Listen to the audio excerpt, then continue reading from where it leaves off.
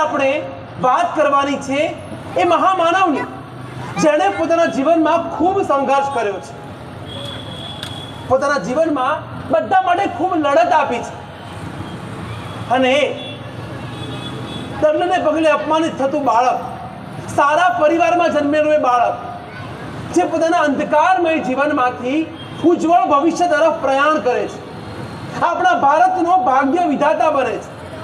અને એ સંઘર્ષ ગાથા છે આપણા મહામાનવ ભારત રત્ન ડોક્ટર ભીમરાવ આંબેડકરની. 14 એપ્રિલ 1891માં મહુની છાવણીમાં રામજી સકપાલ અને ભીમાબાઈના ઘરે પુત્ર રત્નનો જન્મ થાય છે. એનું નામ એટલે ભીમો, એટલે કે આપણા ભીમરાવ. એ વખતે દેશમાં અસ્પૃશ્યતાએ માજા મૂકી હતી, અને એની અસર આ બાળકના માનસ પટલ પર એટલી બધી હતી કે વાત ન પૂછો. એકવાર શાળામાં ઇન્સ્પેક્શન આવ્યું અને પ્રશ્ન પૂછવામાં આવ્યો કે એવી કઈ વસ્તુ છે જેને જોઈ શકાય છે પણ અડી નથી શકાતું. બધાએ અલગ અલગ જવાબો આપ્યા. કોઈ સૂરજ કહ્યું, ચંદ્ર કહ્યું, વાદળ કહ્યું. વર્ગખંડની બહાર બેઠેલા ભીમાએ હાથ ઊંચો કરીને જવાબ આપ્યો કે મારા વર્ગખંડની બહાર રહેલું માટલું, જેને હું જોઈ શકું છું પણ અડી નથી શકતો, અને અડું છું તો ઢોર માર પડે છે.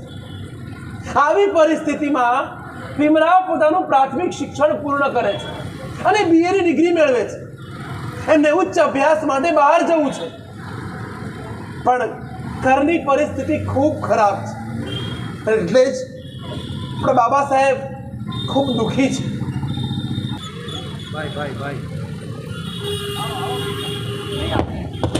મેં તમારા ખૂબ જ વખાણ સાંભળ્યા છે કે તમે ભણવામાં ખૂબ જ હોશિયાર છો. ભાઈ નીચેથી જજો. હા મહારાજ, પણ હું આગળ ભણવા માંગુ છું, ખૂબ જ ભણવા માંગુ છું, પણ લાવો એક તૈયારી.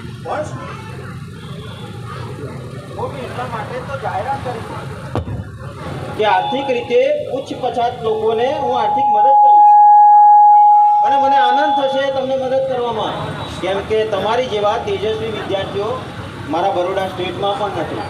એટલે મહારાજ તમે મને મદદ કરશો? હા, પરંતુ હું પહેલાં તમારી જોડે થોડી વાતચીત કરવા માંગુ છું. આપ મને એ જણાવો કે તમે કયા કયા વિષયોમાં અભ્યાસ કરવા માંગો છો?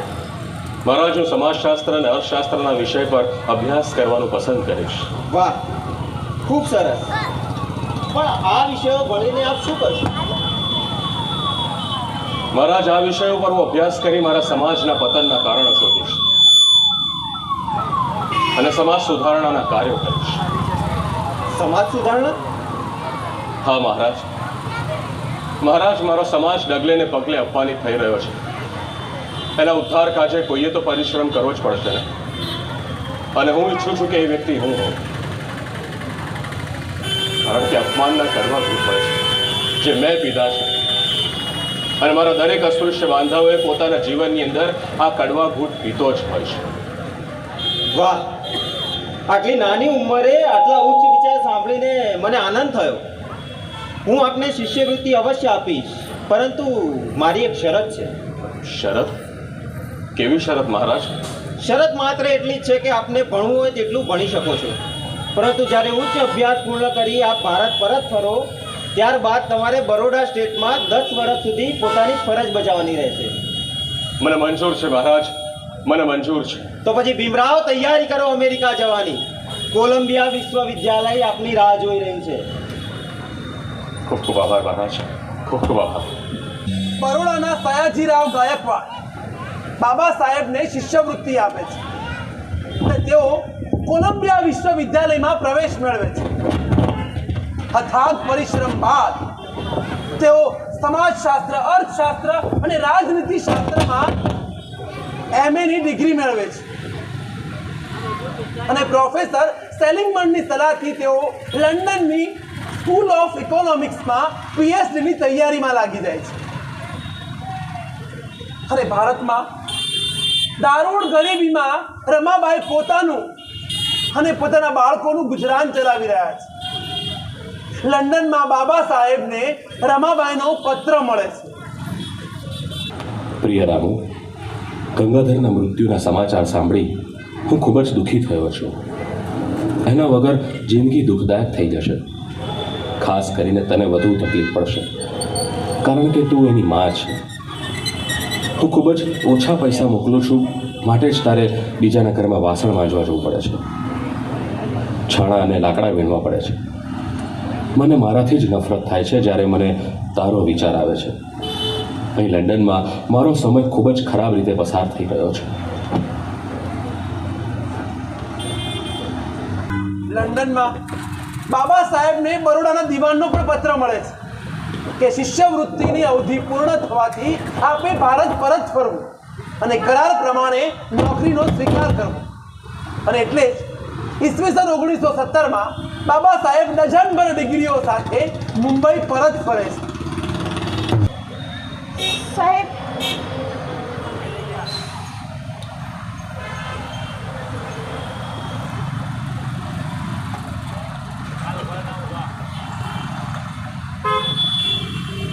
સાહેબ, સાહેબ, મેં ગંગાધરને બચાવવાના ખૂબ પ્રયત્નો કર્યા,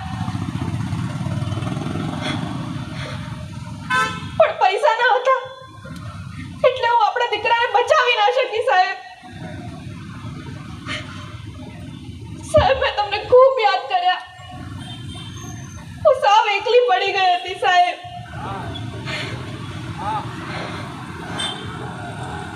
મને સમજાય છે કે તમને કેટલું દુઃખ પડ્યું હશે. ક્યારેક ક્યારેક પોતાની જાતને જ અપરાધી માનું છું. ના સાહેબ, ના, એવું કદી ના વિચારશો. સાહેબ, હવે તો તમારું ભણવાનું પૂરું થઈ ગયું છે ને? ના, સાહેબ, હું તમને હવે ક્યાંય નહીં જવા દઉં. હજુ પ્રદેશ જવાની મારે વાર છે. અત્યારે તો મારે કરાર મુજબ બરોડા સ્ટેટની અંદર મારે નોકરી કરવી પડશે. તો હું પણ તમારી સાથે આવીશ. સારું, પણ હમણાં નહીં. પહેલા હું ત્યાં જઉં, ઘર અને બીજી સગવડો કરી લઉં, અને પછી આવીશ અને તને અને અશ્વથને સાથે લઈ જઈશ. હા, કરાર પ્રમાણે બાબા સાહેબને બરોડામાં નોકરી તો મળી જાય છે, પણ તેમનું ઘોર અપમાન થાય છે. વિશ્વના મહાન વ્યક્તિને પટ્ટાવાળો છૂટી ફાઇલો આપે, ઓફિસને ગૌમૂત્રથી પવિત્ર કરવામાં આવે. બાબા સાહેબને વડોદરામાં રહેવા માટે કંઈ ઘર ન મળે. આવા અપમાનોથી બાબા સાહેબ ખૂબ નિરાશ થઈ જાય છે અને વડોદરાની ભૂમિ પર તેઓ સંકલ્પ કરે છે. હું એ વ્યવસ્થાને બદલી નાખીશ જેના લીધે આ દેશ ગુલામ છે. એ શોષિત સમાજ જેના લીધે સદીઓથી તેઓ ગુલામ છે, તેની મુક્તિ માટે થઈને હું જીવનભર લડત લડીશ. સમાજની વિષમતાઓને ખતમ કરી નાખવા જીવનભર લડત લડીશ. અને જો હું આમ કરવામાં નિષ્ફળ જાઉં તો બંદૂકની ગોળીએ મારી જાતને ખતમ કરી નાખીશ. અને આ સંકલ્પ લઈ બાબા સાહેબ મુંબઈ પરત ફરે છે.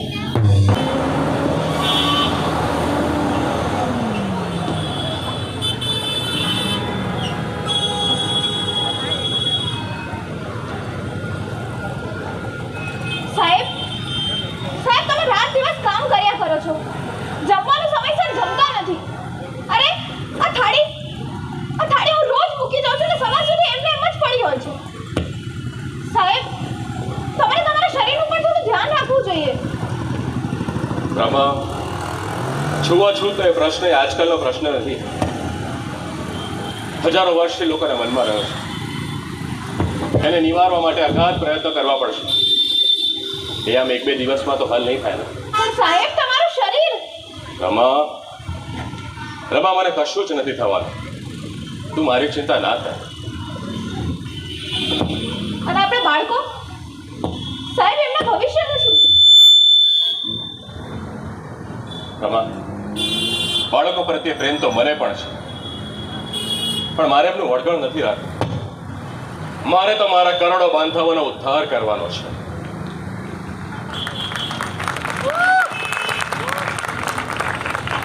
બાળકોની સાળ સંભાળની જવાબદારી તો તું જ રાખ.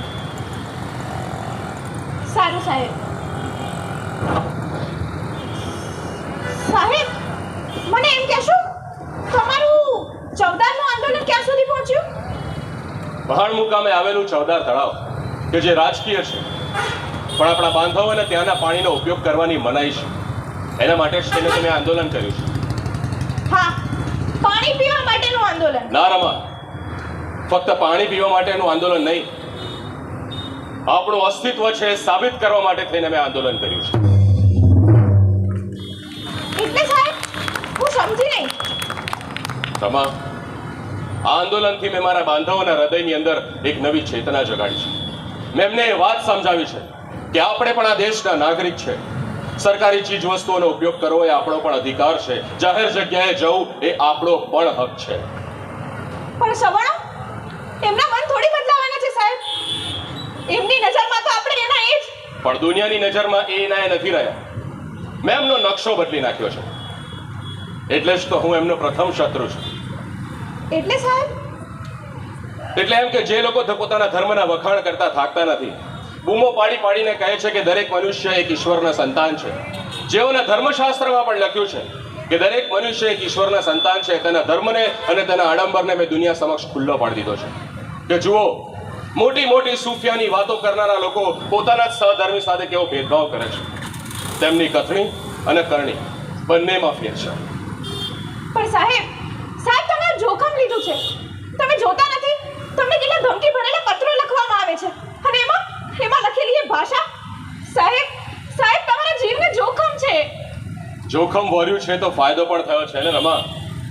આપણા અસ્પૃશ્ય બાંધવોએ ચૌદાર તળાવનું પાણી પીધું છે. પણ સાહેબ, પછી એ તળાવનું શુદ્ધિકરણ પણ તો થયું છે ને? હા, અને એટલે જ હવે હું એક નવું આંદોલન કરવાનો છું. એ શું? કાલારામ મંદિર પ્રવેશ આંદોલન. પણ સાહેબ, એ તો અશક્ય છે. અશક્ય છે એટલે તો આંદોલન કરવાનો છે. હું દુનિયા સમક્ષ આ વાત ઉજાગર કરવા માંગુ છું કે મંદિર જેવા પવિત્ર સ્થાને પણ આ લોકો કેવો ભેદભાવ કરે છે અને દુનિયા સમક્ષ બૂમો પાડી પાડીને કહે છે કે દરેક મનુષ્ય એક ઈશ્વરના સંતાન છે. તો પછી આવો ભેદભાવ કેમ? હા, જે તળાવનું પાણી કૂતરા બિલાડા પીવે તો એમને વાંધો નથી, પણ અછૂતો સામે એમને વાંધો છે. અને આ જ વાત હું દુનિયા સમક્ષ ઉજાગર કરવા માંગુ છું અને મારા અસ્પૃશ્ય બાંધવોને એ જ સમજાવવા માંગુ છું કે કોઈ ભગવાન નહીં આવે, કાલારામ કોઈ ચમત્કાર નહીં બતાવે. તમારે તમારી લડાઈ તમારે જાતે જ લડવી પડશે. એવી કોઈ જ અંધશ્રદ્ધામાં ના રહેશો કે કોઈ ભગવાન આવશે ને તમારો ઉદ્ધાર કરશે. તમારે તમારો ઉદ્ધાર તમારી જાતે જ કરવો પડશે. અપા દીપો ભવ, તમે જ તમારા દીપક બનો. આ હતા આપણા બાબા સાહેબના જીવનના મુખ્ય બે આંદોલનો. એમણે અસ્પૃશ્યતાને ઇન્ટરનેશનલ લેવલે ગજવી અને એમણે દુનિયાને દેશનો સાચો નકશો બતાવ્યો. એમને બતાવ્યું કે જુઓ, આ દેશમાં આ ચાલી રહ્યું છે. બાબા સાહેબ જ્યારે કાયદા પ્રધાન હતા ત્યારે એક બિલ રજૂ કરવામાં આવ્યું, એક બિલ અમલમાં આવ્યું. ઇતિહાસમાં તેને હિન્દુ કોડ બિલ તરીકે ઓળખવામાં આવે છે. ચાલો સૌ મળીને જોઈએ શું છે આ હિન્દુ કોડ બિલ. સાહેબ, આ હિન્દુ કોડ બિલ પાસ થાય એવું લાગતું નથી. તો હું મારી બધી જ તાકાત લગાવી દઈશ અને જો હિન્દુ કોડ બિલ પાસ થાય તે ભારતીય મહિલાઓના હિત માટે જ છે ને. પણ સાહેબ, એવું તો શું છે આ બિલમાં કે આટલા ફાયદાકારક બિલને પસાર થવામાં આટલી બધી મુશ્કેલી જણાય છે? પરંતુ આ દેશની અંદર જેવી દયનીય પરિસ્થિતિ આપણા અસ્પૃશ્ય બાંધવોની છે તેટલી જ દયનીય પરિસ્થિતિ ભારતીય મહિલાઓની પણ છે, પછી તે કોઈ પણ હોય. એટલે સાહેબ, એટલે ઋતુ આ દેશમાં મહિલાઓની સાથે છૂવાછૂત કરવામાં આવતી નથી, પણ તેમને કોઈ અધિકારો પણ આપવામાં આવતા નથી જેમ આપણા બાંધવોને નથી આપવામાં આવતા.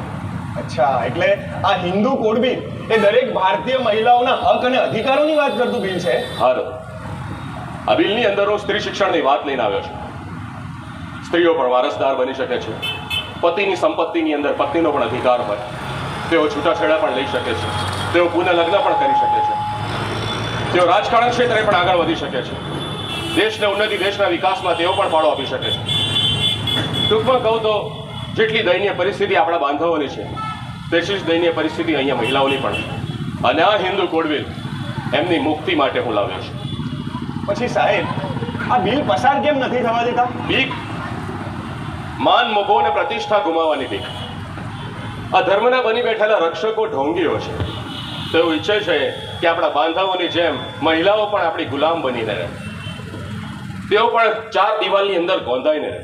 પણ નહીં, હું એ નહીં થવા દઉં. હું એ પિંજરું તોડી નાખીશ અને આપીશ એમને આ વિશાળ ગગન ઉડવા માટે.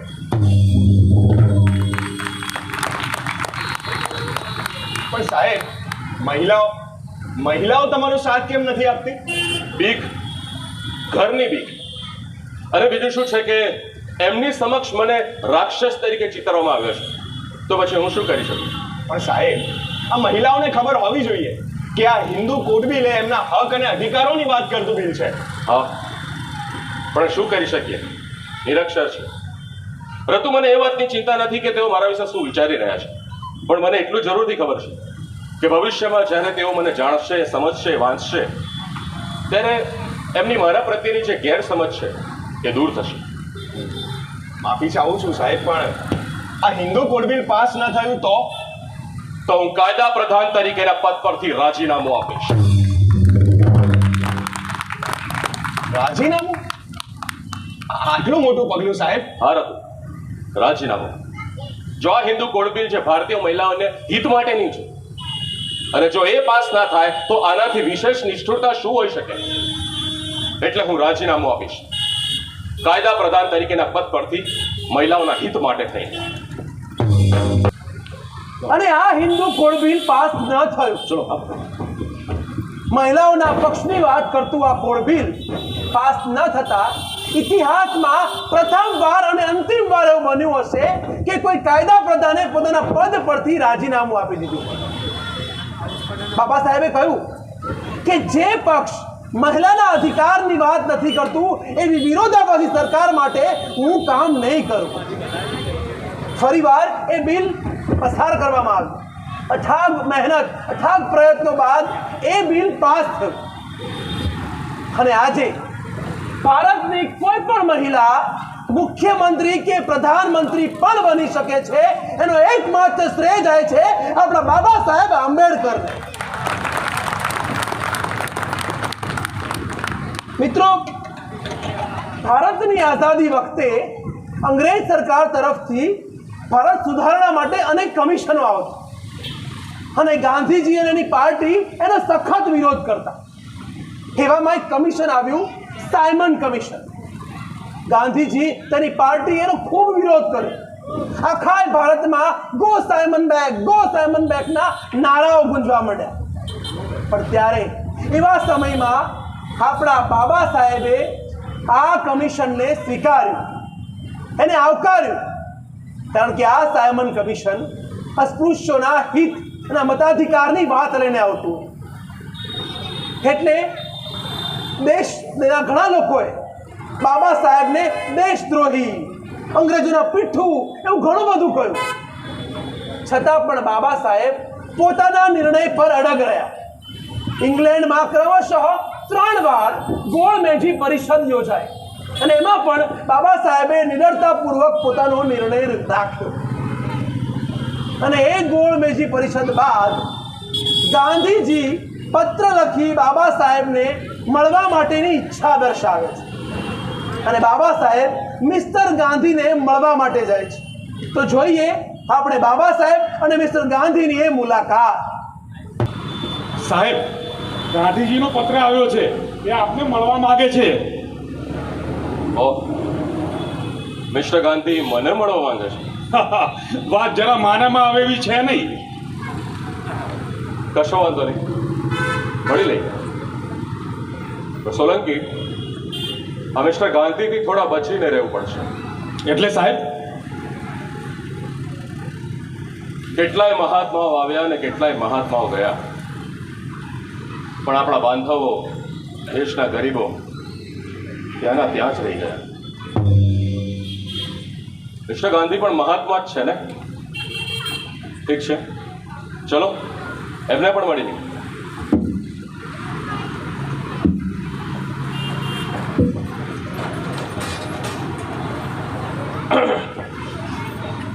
અરે ડોક્ટર આંબેડકર, આવો આવો.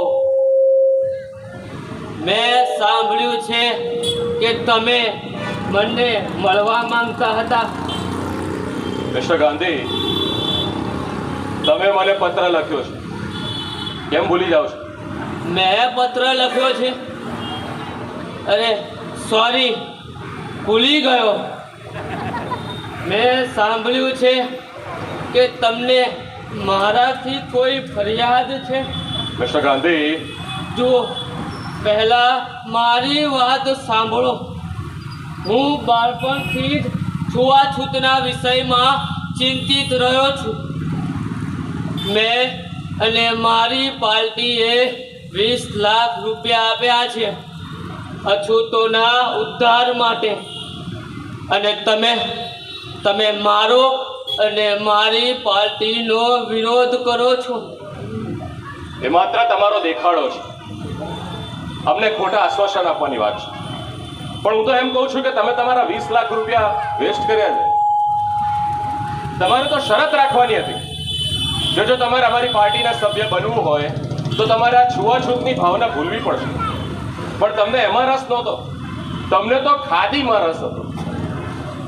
ના તમને રસ હતો, ના તમારા સવર્ણોને રસ હતો, કે ના તમારી પાર્ટીને રસ હતો. મિસ્ટર ગાંધી, જ્યાં સુધી તમારું આવું આચરણ રહેશે ત્યાં સુધી અમને તમારી પર વિશ્વાસ નહીં આવે, ના તમારી ઉપર કે ના કોઈ મહાત્મા ઉપર. મિસ્ટર ગાંધી, ઇતિહાસ સાક્ષી છે, મહાત્માઓ આવીને કશું કંઈ કરી શક્યા નથી, ખાલી ધૂળ જ ઉડાડી.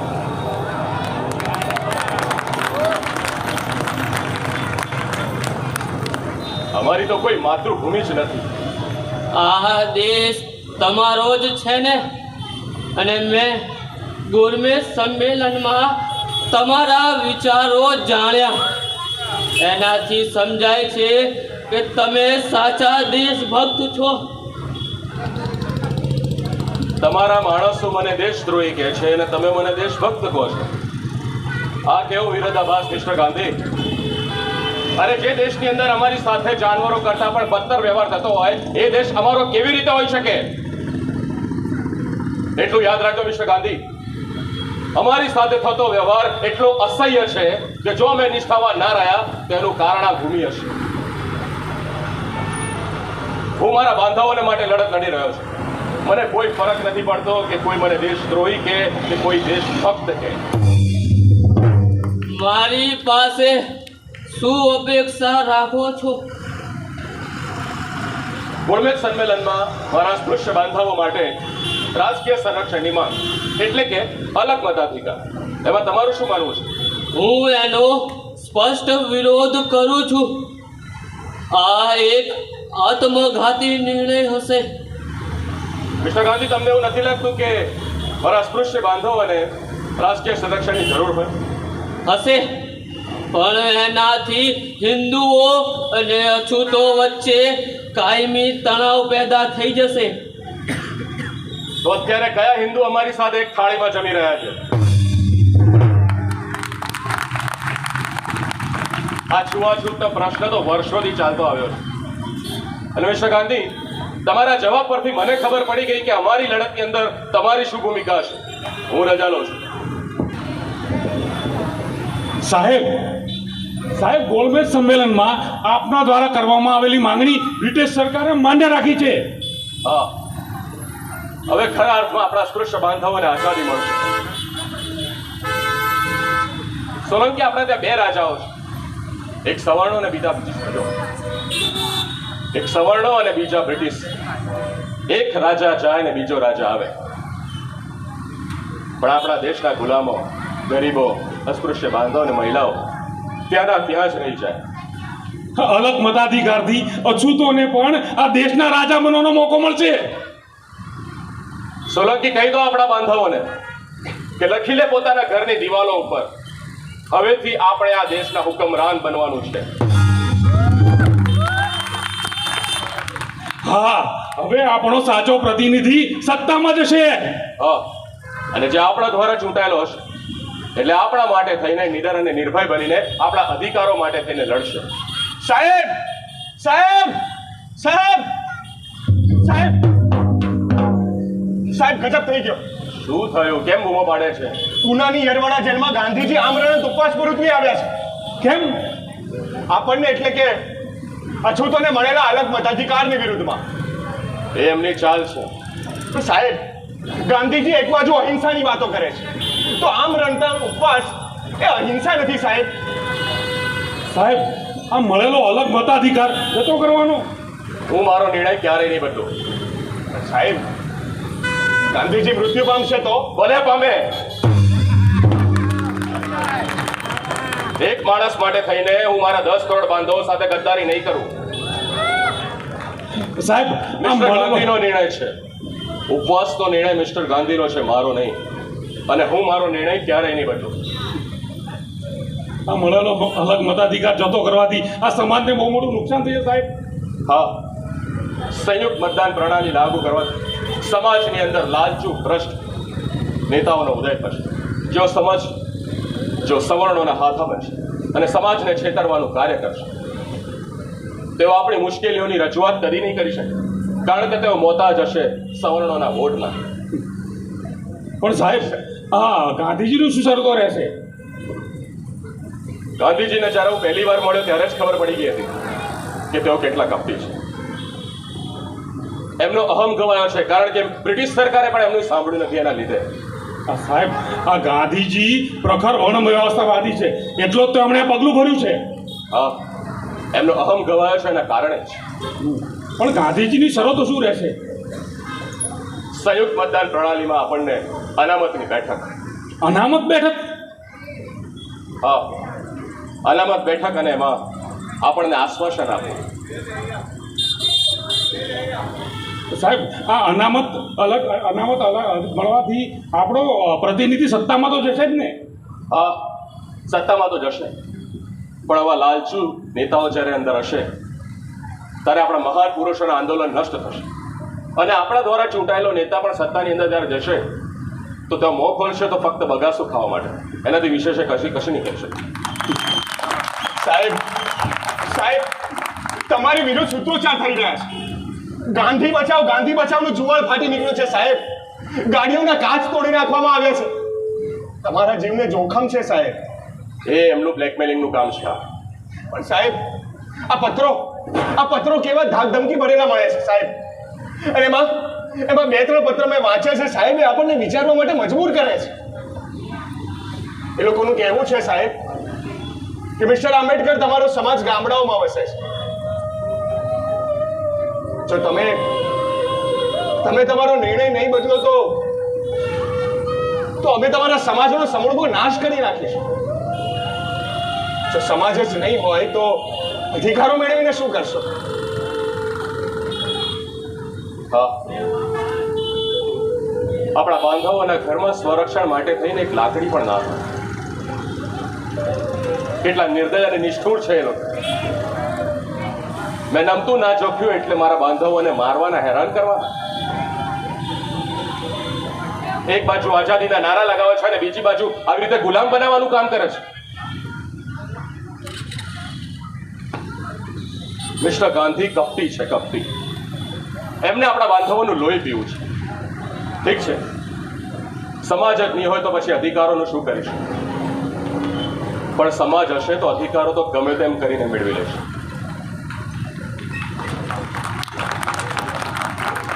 યાદ રાખજો, માંગવાથી ભીખ મળે, અધિકારો નહીં. અધિકારો તો છીનવવા જ પડે. અને બાબા સાહેબે આપણને મળેલો મતાધિકાર જતો કરવો પડે. પુના કરાર કર્યા બાદ, ગાંધીજી સાથે મુલાકાત કર્યા બાદ, પુના કરાર કર્યા બાદ તેઓ મુંબઈ પરત ફર્યા અને બીજા દિવસે બાબા સાહેબે એક જંગી જાહેર સભાનું આયોજન કર્યું.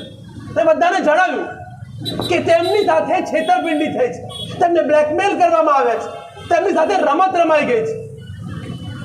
અને એટલે જ પુના કરાર દિનને ધિક્કાર દિન તરીકે મનાવવામાં આવે છે. પુના કરાર બાદ સમાજમાં એક ચમચા યુગનો જન્મ થયો. ગદ્દાર અને લાંચિયા નેતાઓને વેગ મળ્યો. અરે આ બધાની વચ્ચે 13 ઓક્ટોબર 1935 નાસિકના યેવલામાં બાબા સાહેબે એક અણુ ધડાકો કર્યો ને એ અણુ ધડાકો એટલે ધર્માંતરણ. બાબા સાહેબે કહ્યું, હું હિન્દુ તરીકે જન્મ્યો છું એ મારા હાથની વાત નથી, પણ હું હિન્દુ તરીકે મરીશ નહીં, કારણ કે મારા હાથની વાત. અને એટલે જ બાબા સાહેબે ધર્માંતરણની ઘોષણા કરી અને આ એલાનથી આખા દેશમાં ખળભળાટ મચી ગયો. આપણ છેક જાણે ભારતમાંથી નાબૂદ થઈ ગઈ હોય એવો માહોલ થઈ ગયો. રાતોરાત મંદિરના દ્વાર ખોલી દેવામાં આવ્યા. કુવાઓ તળાવો પર અસ્પૃશ્યો માટે કોઈ બંધન ના રહ્યું. પણ પાછલા બારણેથી એ જ મંદિરો, તળાવો, કુવાઓનું પંચદ્રવ્યથી શુદ્ધિકરણ કરવામાં આવતું. અને આવા સમયમાં બાબા સાહેબને મહારાજ મસૂરકર મળવા માટે આવે છે. તો જોઈએ એમની મુલાકાત. આવો મસૂરકર મહારાજ, આવો. કેમ છો બાબા સાહેબ? બસ જેવો હતો એવો જ છું. મેં સાંભળ્યું છે કે તમને ડાયાબિટીસની તકલીફ વધી ગઈ છે. હા, વાત તો સાચી છે. મારી પાસે એનો એક અક્ષીર ઈલાજ છે. લીમડાના ખૂણા પત્તાનો રસ ગરમ કરીને પીવાનું રાખો. મસૂરકર મહારાજ, હજુ કેટલા કડવા ઘૂંટ પીવડાવવા છે અમને?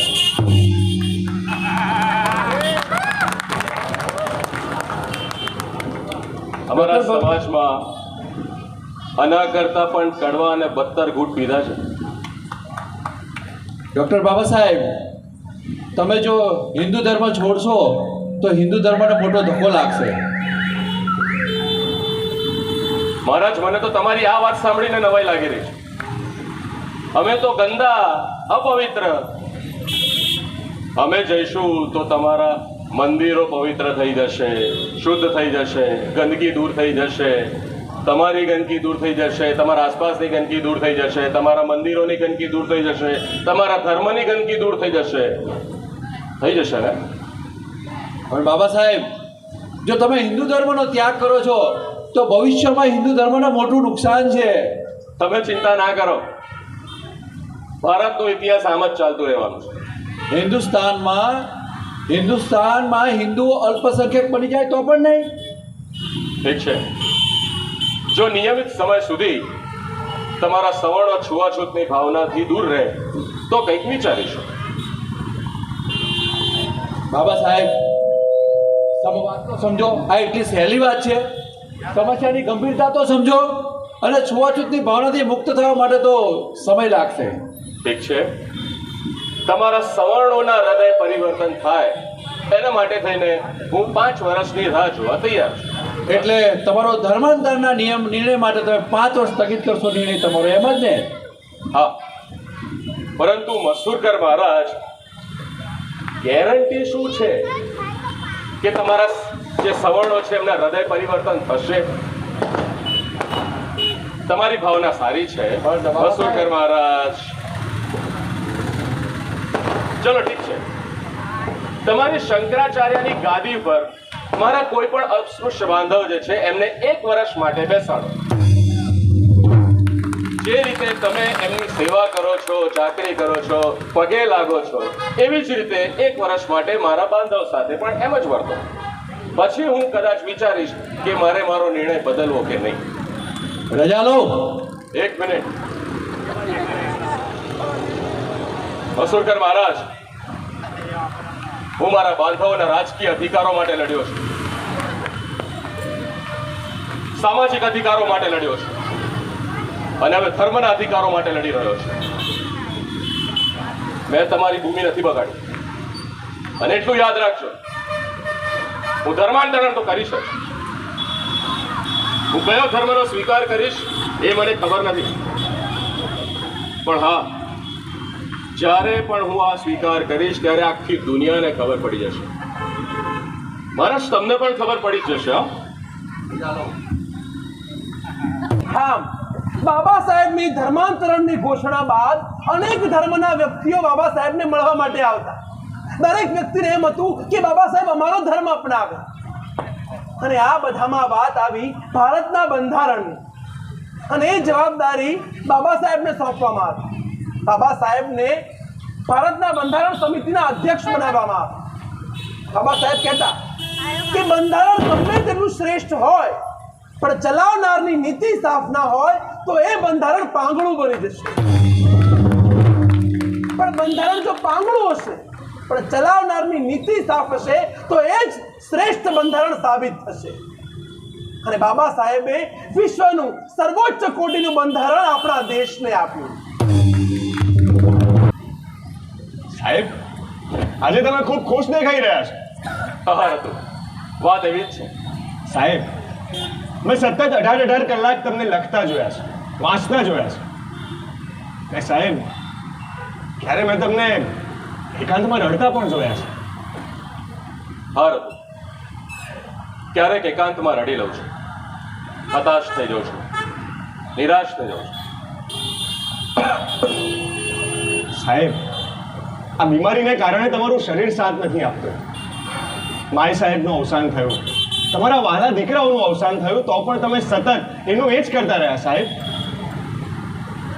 હા, હું પણ માણસ છું, હું પણ નિરાશ થઈ જાઉં છું, હતાશ થઈ જાઉં છું. પણ શું કરું? મેં જે જંગ લડી છે એ મારે એકલા હાથે લડવાની છે. મારા તો સાથીઓ ઓછા અને શત્રુઓ વધારે છે. સાહેબ, મેં મારી જિંદગીમાં તમને ક્યારેય આટલા ખુશ અને આટલા હસતા નથી જોયા. પણ આજે જાણે તમે તમારી જંગ જીતી ગયા હોય ને એવું લાગે છે. હા, ખુશી તો એવી જ છે. આતુરતા વધી રહી છે. સાહેબ, કોને શું વાત છે?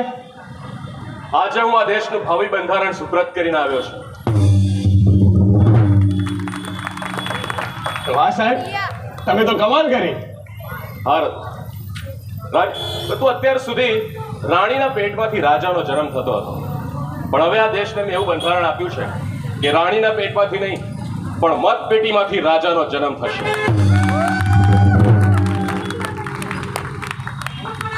ગરીબોના હિતમાં, મહિલાઓના હિતમાં, આપણા બાંધાઓના હિતમાં જોઈતું જેવું શ્રેષ્ઠ બંધારણ છે તેવું શ્રેષ્ઠ બંધારણ મેં આ દેશને સોંપ્યું છે.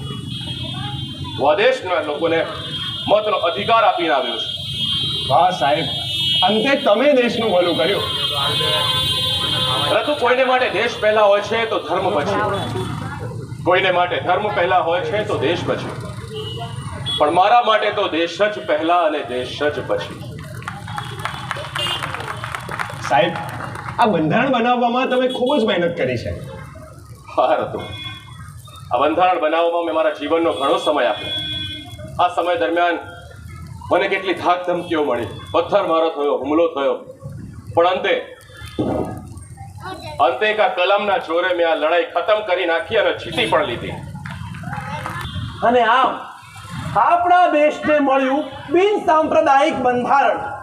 એટલે ઈસવીસન 1990માં બાબા સાહેબને ભારત રત્નથી બિરદાવવામાં આવ્યા.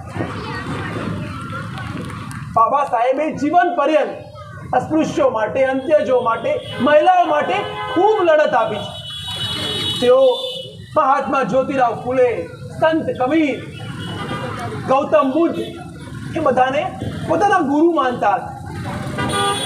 બાબા સાહેબનો જીવનનો સૌથી મહત્વનો પ્રસંગ એટલે ધર્માંતરણ. 1935ની 13મી ઓક્ટોબરે એમણે ધર્માંતરણની ઘોષણા કરી ને 14મી ઓક્ટોબર 1956માં એમણે બૌદ્ધ ધર્મનો અંગીકાર કર્યો. તો ચાલો જોઈએ આપણે બાબા સાહેબનું આ ધર્માંતરણ.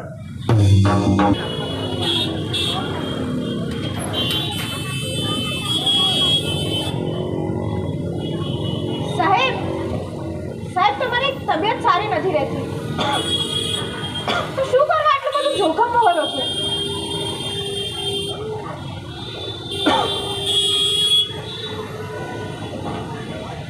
રમાના અવસાન બાદ તમે મારી સેવા ચાહી, તમે તમારું આખું જીવન મારી સેવામાં વિતાવ્યું છે, એટલે તમને મારી ચિંતા થાય એ હું સમજી શકું છું. સાહેબ, તમે સમજો છો એ વાત સાચી છે, પણ તમારા વિરોધીઓ વધી ગયા છે, અને એમાં પણ જ્યારથી તમે આ ધર્મ પરિવર્તનની વાત કરી છે ત્યારથી આપણો કપરો સમય આવી ગયો છે. હું કોઈ ધર્મ પરિવર્તન નથી કરી રહ્યો, માત્ર મારા પૂર્વજોના ધર્મ તરફ પાછો ફરી રહ્યો છું. પણ સાહેબ, દરેક ધર્મના માણસો આવે છે, દરેકને એમ છે કે તમે એમનો ધર્મ અપનાવો, તો પછી આ બૌદ્ધ ધર્મ જ કેમ? ભારતનો મૂળ ધર્મ બૌદ્ધ ધર્મ છે અને નાનપણથી જ બૌદ્ધના વિચારોથી પ્રેરિત થયેલો છે. સાહેબ, બૌદ્ધ ધર્મ પ્રત્યે આટલો બધો લગાવ કેમ? ઘણા ધર્મો વિશે મેં જાણ્યું, ઘણા ધર્મના લોકો વિશે હું મળ્યો પણ. ઘણા લોકોએ પોતાને ભગવાન બતાવ્યો, ઘણા ધર્મના લોકોએ પોતાને ભગવાનના ફરિશ્તા બતાવ્યા, તો ઘણા ધર્મના લોકોએ પોતાને જ મોક્ષદાતા બતાવ્યા. પણ માત્ર ગૌતમ બુદ્ધ જ એક એવા હતા જેમણે પોતાને માર્ગદાતા બતાવ્યા.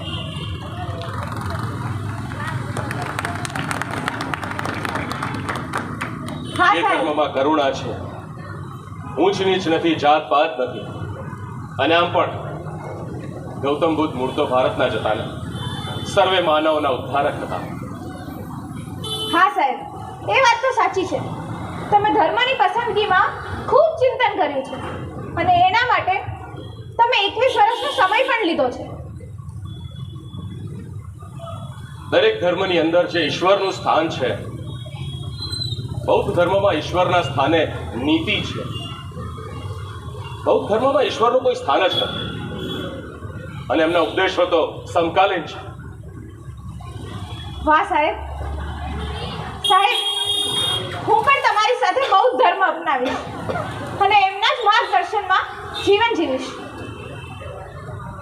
કોઈ પણ વ્યક્તિ કોઈ પણ ધર્મ પાળી શકે છે, પરાણે કોઈ ધર્મ પડાતો નથી. અને આમ પણ ધર્મ માણસ માટે છે, માણસ ધર્મ માટે નહીં.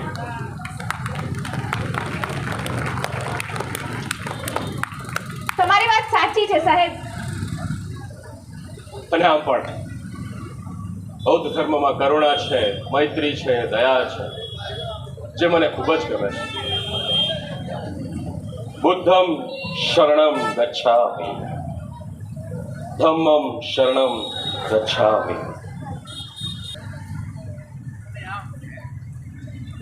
બાબા સાહેબના અંતિમ દિવસો ખૂબ દુઃખદાયક રહ્યા. તેઓ સતત દુઃખી રહેતા. નાનકચંદ રત્તુના પત્રો દ્વારા આપણને જાણવા મળે કે અંતિમ દિવસોમાં તેમની દ્રષ્ટિ પણ ખૂબ નબળી પડી ગઈ હતી. તે અનેક રોગોનું ઘર બની ગયા હતા, છતાં તેઓ નિરંતર કાર્ય કરતા રહેતા, રાત દિવસ પુસ્તકો લખતા રહેતા.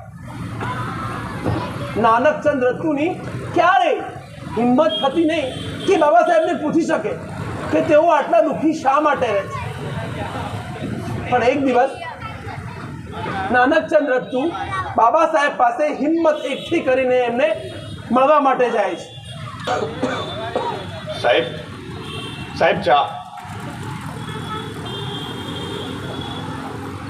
તો તું ઘણા દિવસોથી તું તારા ઘરે નથી ગયો. એક કામ કર, જા ઘરે જઈ આવ, ઘરવાળા રાહ જોતા હશે. અને હા, કાલે સવારે 8 વાગે પાછો જલ્દી આવી જજે. ટાઈપિંગના ઘણા કામ બાકી છે. સાહેબ, તમને આવી રીતે મૂકીને હું મેં કહ્યું ને, જા ઘરે જઈ આવ.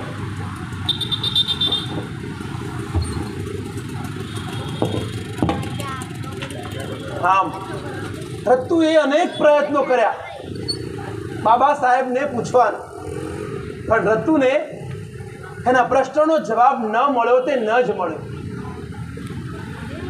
અને સાહેબ કામમાં વ્યસ્ત ને વ્યસ્ત જ રહેતા હતા. આટલી ઉંમરે પણ તેઓ નિરંતર કાર્ય કરતા, પુસ્તકો લખતા અને સમાજના ઉદ્ધાર માટે વિચારતા. ઘણી બધી બીમારીઓના ભોગ બન્યા હોવા છતાં તેમણે પોતાના અસ્પૃશ્ય બાંધવો માટે પણ લડત ચાલુ રાખી અને અનેક આંદોલનો કર્યા. અને એમને એમના આંદોલનોમાં અનેક જીત મેળવી અને એક દિવસ નાનકચંદ રચ્ચુ હિંમત કરીને એમના કહ્યા પ્રમાણે એમને મળવા આવે છે એમની ચા લઈને.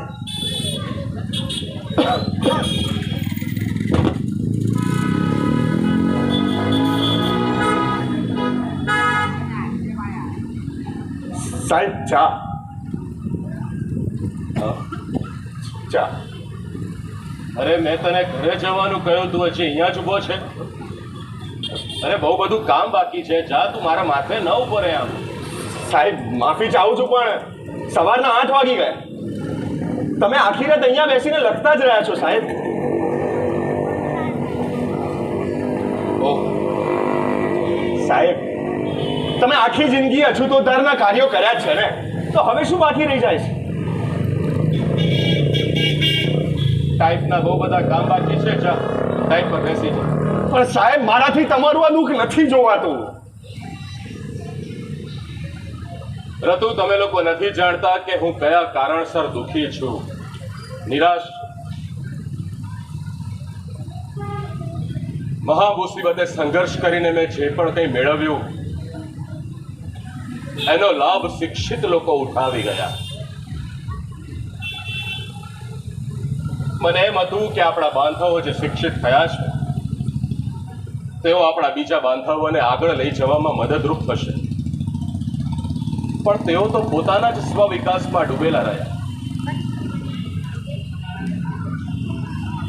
મને તો મારા જ લોકોએ દગો આપ્યો છે. અહીંયા એક પણ વ્યક્તિ એવો દેખાતો નથી કે જે મારી ચળવળને ચરમ કક્ષાએ પહોંચાડી સમાજને ગતિ વધારવા, પરિવર્તન કરવા નવી દિશા આપે, નવી તીવ્રતા આપે. સાહેબ સાહેબ આપ નાહકની ચિંતા ના કરશો, તમે આરામ કરો. રતુ, હવે મારી પાસે એટલો સમય નથી રહ્યો. મને તો એ વાતની ચિંતા થાય છે કે જ્યારે હું અહીંયા નહીં હોઉં ત્યારે મારા પુસ્તકોનું પ્રકાશન કેવી રીતે થશે? કારણ કે માત્ર આ પુસ્તકો જે છે કે જ્યારે હું અહીંયા નહીં હોઉં ત્યારે મારા સમાજના લોકોને આગળ વધવા માટે માર્ગદર્શન બનશે. સાહેબ અવશ્ય પ્રકાશિત થશે, તમે નાહકની ચિંતા ના કરો. રતુ, હવે મારી પાસે એટલો સમય નથી રહ્યો. કહી દો મારા બાંધવોને, સાહેબ મહા મુસીબતે જે આ કારવાને હું અહીં સુધી લાવ્યો છું એ હું ફક્ત એકલા હાથે લાવ્યો છું. મને મારા ભણેલા લોકોએ જ દગો આપ્યો છે. મહા મુસીબતે આવેલું આ કારવાને જ્યાં હું અહીં લઈને આવ્યો છું એને આગળ લઈ જવામાં મદદરૂપ થજો. અને જો તમે એને આગળ ના લઈ જઈ શકો તો એને પાછળ ધકેલવાનું કામ ના કરતા.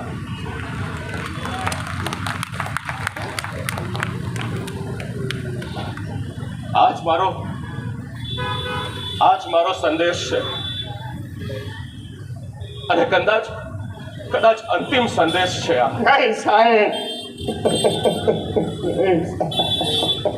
ના રતુ, તું આમ રડીશ નહીં. રતુ, ના રતુ, રડીશ નહીં. નિરાશ ના થઈશ રતુ. દરેક વસ્તુનો એક ના એક દિવસ અંત તો આવે જ છે ને. યાદ રાખજો, બલી બકરાની ચઢે, સિંહની નહીં.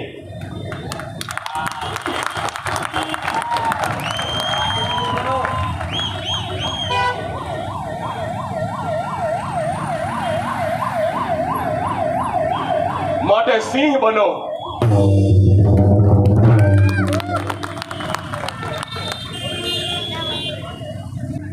કંઈક આવા હતા બાબા સાહેબના અંતિમ દિવસો. બાબા સાહેબે ખૂબ લડત આપી છે, ખૂબ આંદોલનો કર્યા છે. ઈસવીસન 1935ની 13મી ઓક્ટોબરે એમણે ધર્માંતરણની ઘોષણા કરી અને 14મી ઓક્ટોબર 1956માં એમણે બૌદ્ધ ધર્મનો અંગીકાર કર્યો અને એ સમયે એમના 5 લાખ અનુયાયીઓએ પણ આ ધર્મમાં દીક્ષા લીધી. અને એના ટૂંક જ સમયમાં એટલે કે 1956ની 6 ડિસેમ્બરે આ મહામાનવ પરિનિર્વાણ પામે. આજે જે લોકતંત્ર આપણને મળ્યું છે, જેમાં કોઈ બંધન નથી, ગમે તે વ્યક્તિ પોતાને ગમે તેવો ધર્મ પાળી શકે છે અને આ દેશનો રાજા મતપેટીમાંથી જન્મે છે. બાબા સાહેબ 9 ભાષાઓના જાણકાર હતા. એમને અનેક એવોર્ડોથી બિરદાવવામાં આવ્યા છે. વિશ્વના મહાન પુરુષનું એમને બિરુદ મળ્યું છે. અમેરિકાના વિશ્વવિદ્યાલયમાં 300 વર્ષ જૂનો સર્વે કરવામાં આવ્યો કે સૌથી શ્રેષ્ઠ વિદ્યાર્થી કોણ, તો એમાં આપણા બાબા સાહેબનું નામ પ્રથમ ક્રમે આવ્યું, જે આપણા ભારતીયો માટે ખૂબ ગર્વની વાત કહેવાય. કોલંબિયા વિશ્વવિદ્યાલયના બહાર દરવાજાની બહાર મુખ્ય પ્રતિમા આપણા બાબા સાહેબ આંબેડકરની મૂકવામાં આવી છે ને નીચે લખવામાં આવ્યું છે સિમ્બોલ ઓફ નોલેજ. ખરેખર આપણા સૌ માટે ખૂબ લડત આપનાર, આપણા દેશને આટલું સુંદર બંધારણ આપનાર આપણા મહામાનવ બાબા સાહેબ આંબેડકરને કોટી કોટી વંદન.